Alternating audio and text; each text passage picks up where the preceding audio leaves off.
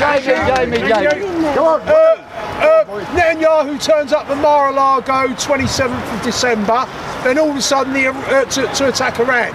Right, and then all of a sudden the whole Iranian currency collapses. Got it all right? Yeah. Do you believe in coincidences?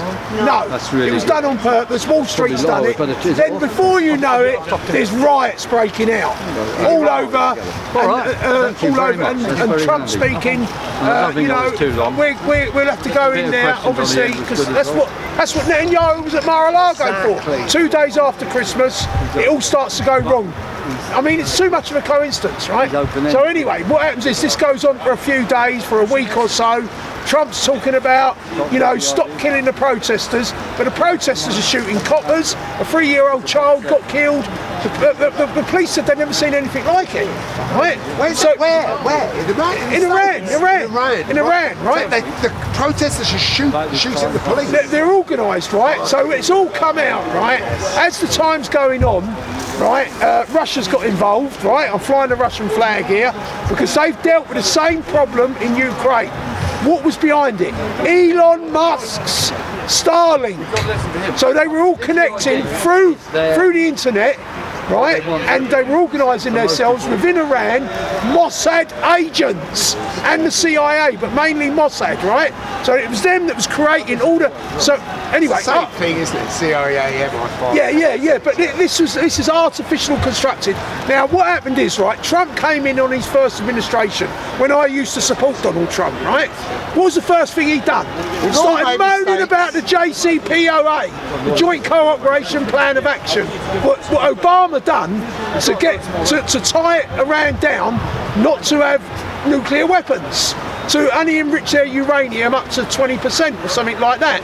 So Trump's come in, this is a terrible deal. Now that went through the United Nations, all 5 permanent members voted for it, plus 1, Germany, plus it went through some sort of Security Council or something where everyone in the world voted for it. So this is a treaty for Iran, the JCPOA, Joint Cooperation Plan of Action, not to have nuclear weapons. Trump comes in, trashes it in 2016, 2020, then puts sanctions against Iran. Real hard, the harshest sanctions they ever had. Now, sanctions don't destroy governments, they destroy the population. Really hard. Right, so it's been hard for everyone in Iran. And if you go away from Tehran and go in the countryside and go and see towns, it's really bad, right? Because they've been on these sanctions for 40 years. So Trump put the final nail in the coffin, really. So all it needed was something to trigger it off. This is what they thought after meeting up with Netanyahu. They've got Mossad in there, they've got some CIA elements in there. The riots started, coppers were getting shot. These were really violent rioters. They were organising themselves. What they do, send them the fucking thugs. Well, they're all funded by ISIS, are funded by Mossad. Hyde is funded by CIA. They've got multiple ethnicities in Iran, but the way they got in the 12-day war in June, they all came together. They saw how evil. Trump sent Witkoff in to negotiate, and they got them all together and tried to kill them. All they know is decapitation. Remember I said this to you like the other week? So everything is decapitation, right? And they thought they could do it again with a regime change, which is another form of decapitation. Yes, exactly. Right? Yes. So what happened was, head. Russia then come in and they said, look, we dealt with this, we know what's going on, you're being hit with Elon Musk's Starlink. So they know how to block it. Vehicle, though, isn't it? They bring the what do they call it when you have a little hub in your house? Is it a hub? So they had thousands of routers were smuggled into Iran so they could organise themselves all over the country through Elon Musk's Starlink. The Russians know how to block it. They've had to face this in Ukraine. So they say, oh well, where was the Russians? Didn't the Russians help out in Venezuela? Where were the Russians in Syria? Well, the Russians turned up. Right, they turned up with the technology and they said, right, first thing to the Iranian government, to Peshkian, turn off the internet.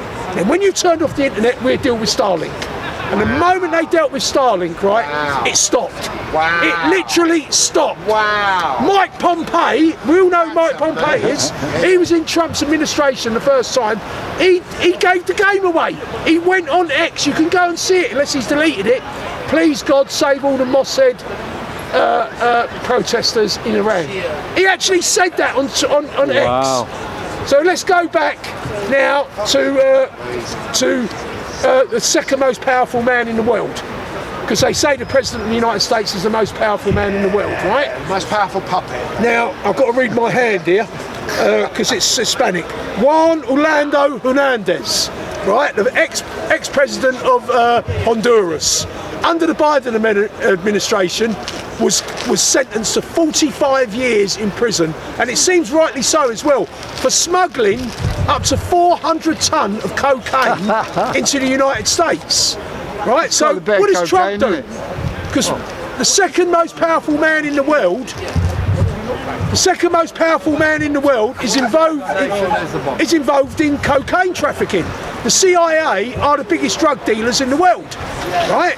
And cocaine import agency. Yeah, and they work with, well, but what it is, if you're from the left, then they have you, but if you're on the right, they facilitate you because you're working with the CIA. Yes. But if you're working from the left, and Hernando was working with the left, so they done him, and he got 45 years. So anyway, he's been pardoned by Donald Trump. Now, Donald Trump goes into Venezuela on the basis that he's a narco trafficker, right? That Maduro is a narco trafficker. That's why he goes into Venezuela, Martin. He goes into Venezuela to stop Maduro, who's a narco drug trafficker. But then, at the other hand, he releases Juan Orlando Hernandez, the ex-president of Honduras, who's been found guilty by a court of law in Manhattan by a jury and got 45 years sentence for at least 400 tonne of cocaine. Right? So that's personal use. Right, so anyway, who's the second most powerful man in the world who told Donald Trump to do that? Right? He's the very same person, right, that created the Venezuela coup d'etat, the decapitation of Maduro, so that he could get Cuba out the way and then Colombia out the way, but specifically Cuba. So I'm giving you a clue here. He's a Cuban American, right?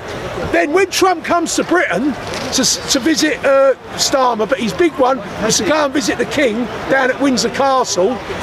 They sit on that big long table they got in Windsor Castle. It's about 100 foot long, and sitting in the middle is the King. On his right hand side is Donald Trump with Kate Middleton, right? And Melania is on the other side of the table with Prince William. So Trump's on the right side of the King, yeah? Who's sitting on the left side of the King? Marco Rubio. Marco Rubio holds a position in America that only one other man has held. Right, he's not only the Defence Secretary, they've changed it to the War Secretary now, right? The Secretary of Defence is the Secretary of War, and this is for a president that's going to bring peace, yes, right? Exactly. And then it's amazing. It's not even Waltz or something, he got sacked over Signalgate or something, right? As a National Security Advisor. No one's filled that position. Henry Kissinger held both positions. I think it was under the Nixon government, right? Secretary of Defence, National Security Advisor. That's what Marco Rubio is now. So he's actually caused the Venezuelan stuff. Now, why does Marco Rubio tell Donald Trump to release a leader of Honduras who smuggled 400 tonne of cocaine in? Because his whole family is involved in drug dealing. He is the biggest narco dealer. He's involved in the CIA. His sister was married to a top drug dealer. So this is the hypocrisy of Donald Trump. Completely. So on that one, I will call it a day. Yes. Right. Jamie, thank you very much. Exposing Trump. Trump is the new world tyranny. Yes. And he's a cocaine addict. And he's a cocaine addict. I didn't even get to the